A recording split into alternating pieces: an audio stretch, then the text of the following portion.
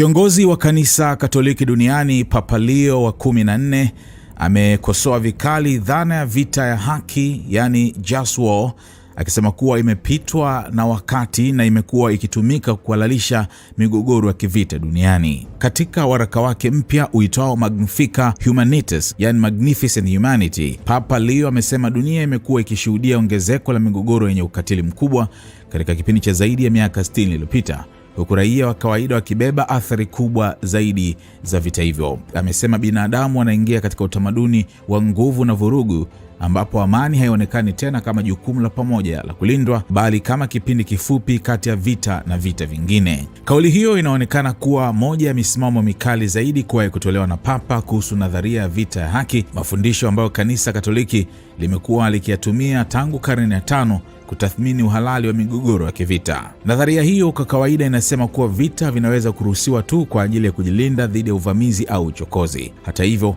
baadhi ya viongozi wa serikali ya rais wa Marekani Donald Trump, akiwemo makamu wa rais JD Vance ambaye ni Mkatoliki, wamekuwa wakitumia hoja hiyo kuhalalisha vita dhidi ya Iran. Katika waraka huo, Papa Leo amesema dhana hiyo imekuwa ikitumika vibaya kwa muda mrefu kuhalalisha karibu kila aina ya vita. Amesema matumizi ya nguvu, vurugu na silaha yanaonyesha umaskini wa mahusiano ya kibinadamu ambao mara nyingi huacha madhara makubwa kwa raia wasiohusika na vita. Pia ameonya kuwa baadhi ya viongozi wa dunia wanaweza kutumia vita kama njia ya kuwafanya wananchi wasahau matatizo ya ndani ya nchi zao.